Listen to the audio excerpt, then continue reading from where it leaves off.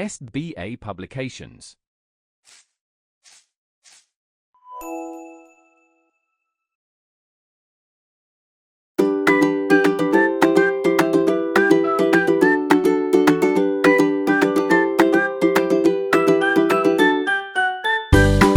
नमस्कार आप सभी को, कैसे हैं आप सभी लोग। मैं आशा करती हूँ आप सभी अच्छे होंगे और अपने अपने घरों पर स्वस्थ होंगे। मैं निशा गोला आज आपको पढ़ाने जा रही हूँ आपका पाठ 13, जिसका नाम है नवाब साहब।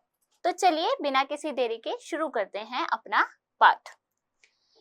चापलूसों और झूठे प्रशंसकों से घिरे व्यक्तित्व को शत्रुओं की आवश्यकता नहीं होती।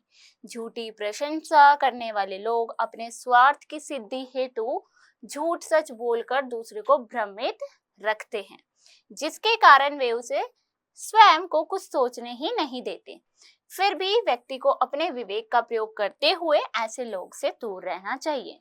तो इसमें बताया गया कुछ लोग झूठे होते हैं, झूठे प्रशंसक होते हैं, ये चापलूस होते हैं, जो क्या है अपने फायदे के लिए, अपने स्वार्थ के लिए ऐसे ही क्या करते रहते हैं, झूठ बोलकर दूसरे को भ्रमित करते रहते हैं, उसको स्वयं से कुछ सोचने ही नहीं देते। तो इसी में ही यहाँ पर दिया है, कुछ दिनों से नवाब साहब के चापलूसों को हाथ मारने का नया अवसर नहीं मिला था। नवाब साहब या तो आराम पर पैसा खर्चा करते थे या चापलूसों की बेसिर पैर की बातों पर। उम्र ढल चुकी थी, जवानी के शौक भी ना थे, पर इन शौकों से भी अधिक खर्च चापलूसों की बेसिर पैर की बातों पर हो जाता था। अब बताते हैं, कुछ दिनों से नवाब साहब जो हैं, जो चापलूस उनके हैं, जो उनकी झूठी तारीफ करते हैं, वो उनको अपने ऊपर खर्च कराने के लिए, पैसा खर्च कराने के लिए कोई अवसर नहीं मिल रहा था। तो नवाब साहब जो थे उनको और कोई शौक नहीं था, वो बस या तो आराम पर पैसा खर्च करते थे या फिर जो चापलूस बेसिर पैर की जो बातें करते थे बिना सर पैर की, उसके ऊपर खर्चा किया करते थे। तो उनका ज्यादातर खर्चा जो उनके चापलूस की बेसिर पैर की बातें, मतलब कुछ भी बातें वो कर रहे हैं, उन पे ही ज्यादा होता था। एक दिन की बात है, नवाब साहब बैठे थे और उनके खास चापलूस दोस्त लगे उनकी तारीफ से जमीन आसमान एक करने। यासीन मियां ने एक बात कही तो सैयद नजुमुद्दीन ने उस पर एक और बात कही। हाफिज जी ने उसका रंग और तेज कर दिया। अंत में मुन्ने मिर्जा सिर हिलाते हुए बोले, खुदाबंद, कल रात को मैंने जो ख्वाब देखा उससे तो यही जी चाहता है कि जिंदगी भर इन्हीं कदमों में पड़ा रहूं। तो उनके चापलूस बातें करने लग गए, उनको मतलब उनकी झूठी तारीफ करने लग गए। तो एक के साथ एक सबने उसका साथ देना शुरू कर दिया। यारों ने शौक से पूछा, मिर्जा साहब क्या ख्वाब था, जरा हमें भी सुना ले। नवाब भी बोले, हाँ हाँ सुनाइए ना। मुन्ने मियाँ बोले, हुजूर जरूर सुनाता हूँ।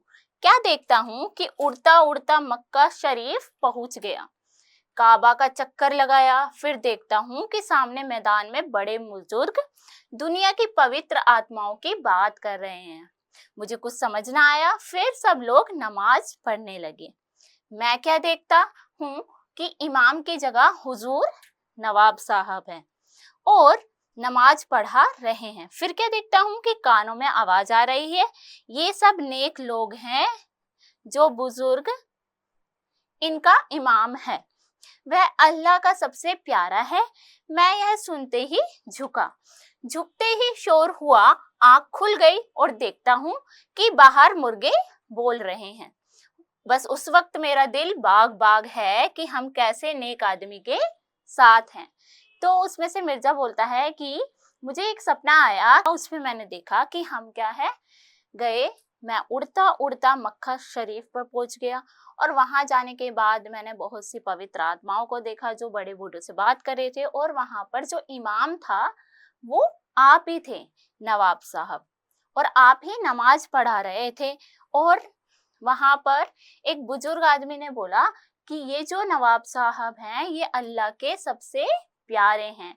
और फिर मेरी आंख खुल गई और आंख खोल के मैंने देखा, अरे ये तो मेरा सपना था। ठीक है, तो उस वक्त से ही मिर्जा बोलता है, उस वक्त से ही मेरा दिल बाग बाग हो गया, मतलब बहुत खुश हूँ कि मैं ऐसे नेक आदमी के साथ हूँ। मियाँ यासीन और हाफिज जी ने हाँ में हाँ मिलाई। उसके जो दोस्त थे उन्होंने बोला हाँ हाँ हाँ सही बोला। सैयद साहब ने कहा, दुनिया में हुजूर से बढ़कर भला कौन नेक है? मैं तो मामूली आदमी हूँ। आज धन दौलत होती तो इसी खुशी में किसी भी आदमी को भूखा न रहने देता। तो सैयद ने बोला कि मैं हुजूर के साथ रहकर बहुत खुश हूँ जो इतने नेक हैं। मैं तो मामूली आदमी हूँ, अगर मेरे पास भी बहुत सारा धन होता तो मैं किसी को भी भूखा न रहने देता। फिर मुन्ने मिर्जा जी बोले, सचमुच इन पर सब कुछ लुटा देना चाहिए। यासीन मियाँ भी बोले, सच है हुजूर, कलेजा चीर के देखा जाए तो आपके ही रंग में रंगा है। जब से ख्वाब सुना है मन करता है तन के कपड़े उतारकर किसी गरीब को दे डालूं। तो नवाब साहब बोलते हैं, तुम क्यों करोगे? जो कहो मैं करूंगा। फिर नवाब साहब बोलते हैं कि तुम क्यों करोगे? जो कहोगे वो मैं करूंगा, तुम्हें नहीं करना है। खजांची को बुलाकर 1-2 हजार रुपए ले लो और गरीबों को कोठी के सामने खूब खिलाओ। फिर नवाब साहब कहते हैं कि खजांची को बुलाओ और उससे 2-3 हजार रुपए ले लो और वो लेने के बाद उससे गरीब जो हैं उनको खाना खिला देना। अगले दिन दोपहर से रात तक नवाब साहब की कोठी के सामने खाना चला।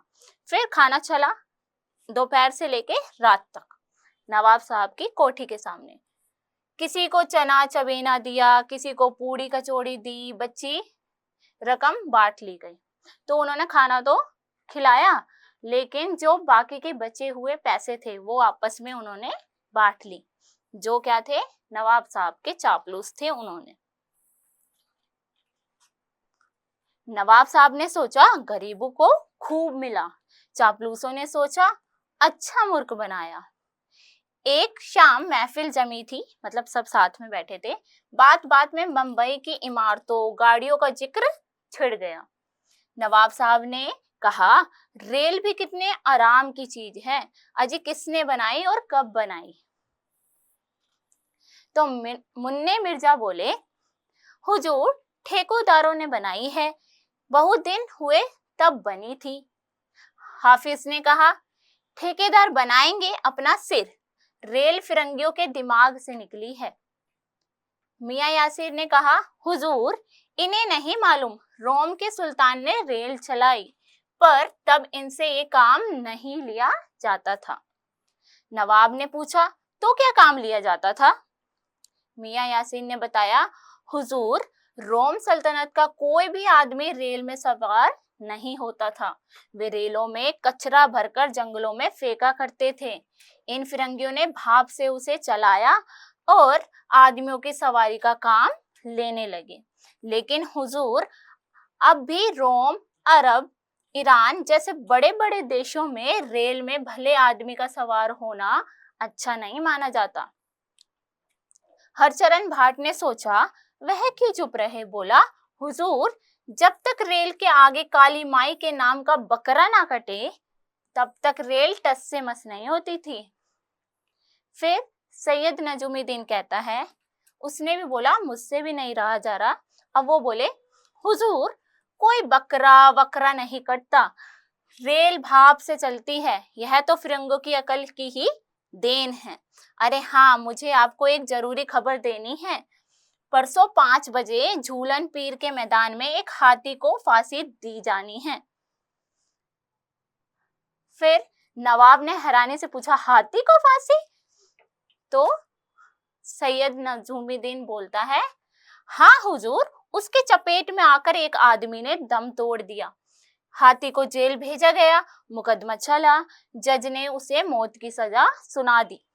अब तड़के 5 बजे हजारों लोग हाथी की फांसी देखने आएंगे। इन लोगों ने भी सुना होगा। सैयद ने दूसरों की तरफ इशारा करके कहा। तो वो बताता है सैयद कि ना हाथी की चपेट में आकर एक आदमी की मौत हो गई, इसीलिए उस पे कार्रवाई चली और उसे जेल भी भेजा गया। और जेल भेजने के बाद जज ने उसे मौत की सजा सुना दी, तो अब उसे फांसी दी जाएगी और वहां उसको देखने के लिए हजारों लोग आएंगे। और बाकी जो उसके मित्र थे उनकी तरफ देखते हुए वो इशारा करता है। फिर उसको इशारा समझकर मुन्ने मिर्जा बोलते हैं, हाँ हाँ, हम भी बात कर ही रहे थे, यह जबरदस्त घटना है। यासीन मियां भी बोलते हैं, हुजूर, मैदान में तो कल रात से ही देखने वाले और रईस लोग आ जाएंगे। नवाब बोलता है, अच्छा, रईस लोग भी जा रहे हैं, तो हम भी चलेंगे। दरोगा से कहो जाने का प्रबंध करे, बावर्ची सबके लिए खाना तैयार करवाओ। तो नवाब जी बोलते हैं, ठीक है, रईस लोग भी आ रहे हैं तो हम भी चलेंगे, और जो दरोगा है उनसे कहो कि हमारे जाने का प्रबंध कराएं, और जो बावर्ची है वो हम सबके लिए खाना तैयार करेंगे। मुन्ना मिर्जा बोलते हैं, जी जाड़ा बहुत है, अब आप होंगे तो हमें भी तो। फिर वो रुक गया। नवाब साहब ने सबको गरम कश्मीरी दुसाले भिजवा दिए। तो मुन्ने मिर्जा ने बोला था जाड़ा बहुत है, मतलब ठंड बहुत है, तो इसीलिए वो रुक गया। और बोलते बोलते पर नवाब साहब ने समझा और उनको गरम कश्मीरी दुशाले भिजवा दिए। हाथी की फांसी देखने के लिए बेगम, बच्चे, नौकर, बांदिया सब तैयार हो गए। सबके लिए कीमती शालें और जूतियां आईं। सैयद मियां ने कहा, हुजूर, मैं घर से सीधा वहां आ जाऊंगा। नवाब साहब ने उसे इजाजत दे दी, ठीक है, तुम घर से ही आ जाना। कोठी में 3 बजे से ही जाने की तैयारियां शुरू हो गई थी। सब सवारी गाड़ियों और पालकियों में सवार होकर मैदान की ओर चले। कड़कती सर्दी और चारों तरफ अंधेरा था। मैदान पहुंचे तो वहां कोई ना था। अंगीठियां जलाई गई। उसके बाद नवाब साहब बोले, शायद हम पहले आ गए हैं, यहाँ तो कोई भी नहीं है। तो नमाज का वक्त हो गया है, सबने नमाज पढ़ी। उसके बाद फिर जाफरानी चाय आई, फिर उन्होंने चाय पी। मेवे, कबाब और तरह तरह के पकवान भी आए। सूरज निकल आया पर दूर दूर तक कोई न था। इंतजार जारी रहा। मैदान में हाथी तो क्या, लोमड़ी भी नहीं थी। नौकरों ने राहगीरों से पूछा, भाई हाथी को फांसी कब होगी? तो वे हंसे और आगे बढ़ गए। नवाब साहब ने झलाकर वापस जाने का हुक्म दिया। उस दिन नवाब साहब बहुत नाराज हो गए। तीसरे पहर जाकर कहीं कमरे से बाहर आए तो ये देख के वो हाथी की फांसी देखने गए थे, लेकिन वहां तो कोई था ही नहीं, क्योंकि उन्होंने चापलूसों ने उनको झूठी बात बोली थी। और वो वहां गए और वहां रात तक रहे। फिर सुबह हो गई और बाद में उन्होंने दूसरों से पूछा कि हाथी को सजा कब दी जाएगी, फांसी कब दी जाएगी, तो सब उन पर हंसने लगे। तो उसी की बात सुनकर नवाब साहब झल्लाकर, मतलब गुस्से से वापस आ गए और सबको वापस आने का हुक्म दिया। और उस दिन जो नवाब साहब थे वो इतने नाराज हुए कि वो अपने कमरे में ही रहे और तीसरे पहर, मतलब तीसरे दिन जाकर वो उन्होंने अपनी शक्ल दिखाई, तब जाकर वो बाहर आए। सैयद नजमुद्दीन देखते ही चीखे, यह क्या हरकत थी, शर्म नहीं आती? वहां हाथी तो क्या, तुम्हारी भी शक्ल दिखाई नहीं दी। अब यहाँ से जाओ और अपनी सूरत कभी ना दिखाना। तो सैयद नजमुद्दीन ने उसको बोलते हुए कहा। सैयद हाथ बांधकर बोले, हुजूर, मेरी कोई गलती नहीं, मैं तो 4:45 बजे ही पहुंच गया था। ये फिरंगी समय के बड़े पाबंद होते हैं। सही समय पर लोहे की जंजीरों से बंधा हाथी लाया गया और सिपाही ने 1 2 3 कहा और ठीक 5 बजे मशीन घुमाकर फांसी दे दी गई। 5:01 पर तो हाथी हवा में लटक रहा था। आप कितने बजे पहुंचे थे? तो सैयद उनको दोबारा से झूठ बोलने लग गया कि मैं तो समय से पहुंच गया था और वहां अंग्रेज जो हैं वो समय के पाबंद, उन्होंने 5 बजे का समय दिया था और 5:01 पे उन्होंने मशीन घुमाकर, इतने में हाथी भी लटक चुका था। नवाब साहब ने चापलूसों की ओर देखा। मुन्ना मिर्जा बोले, कोई 5:30 बजे होंगे। हुजूर, उस समय तो सारे लोग जा चुके होंगे, सैयद ने कहा। नवाब बोले, क्या हाथी की लाश भी इतनी जल्दी उठ गई? सैयद बोलता है, हुजूर गड्ढा पहले से तैयार था, उधर हाथी मरा, इधर से गड्ढे में डालकर उसे बंद कर दिया। नवाब बोलते हैं, पर तुम तो ठहर जाते।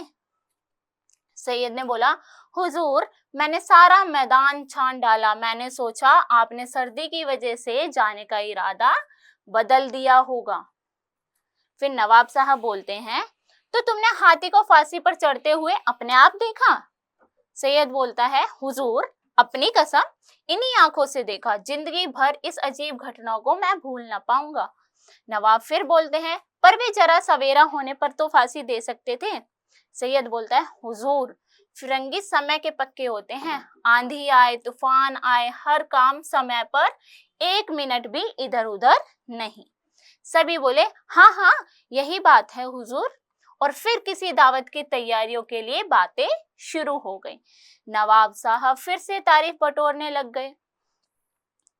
तो ये था हमारा पाठ जिसमें हमने नवाब साहब के बारे में पढ़ा और उनके चापलूसों के बारे में, जो झूठ बोलकर नवाब साहब का खर्चा कराते रहते थे और अपना फायदा करते रहते थे। अब है हमारे पास यहाँ शब्दार्थ, चलिए देखते हैं। ख्वाब का मतलब होता है सपना, यारो मतलब दोस्तों, इमाम किसको बोलते हैं? धार्मिक नेता जो होता है। जिक्र मतलब चर्चा करना। फिरंगियों मतलब अंग्रेजों, जो अंग्रेज हैं उनके लिए। बावर्ची मतलब जो रसोइया खाना बनाता है। इजाजत मतलब आज्ञा। ठीक है, तो बच्चों ये थे हमारे शब्दार्थ और नवाब साहब का पाठ, जिसमें हमने सीखा कि हमें झूठे चापलूसों लोगों से दूर रहना चाहिए, क्योंकि वो अपने मतलब के लिए हमारी सोचने समझने की शक्ति खत्म कर देते हैं और अपना फायदा उठाते रहते हैं। अब यहाँ पर अभ्यास कार्य जो दिया हुआ है आप उसे करेंगे। और आज की कक्षा में इतना ही। मैं मिलती हूँ आपको अगली कक्षा में। तब तक के लिए नमस्कार।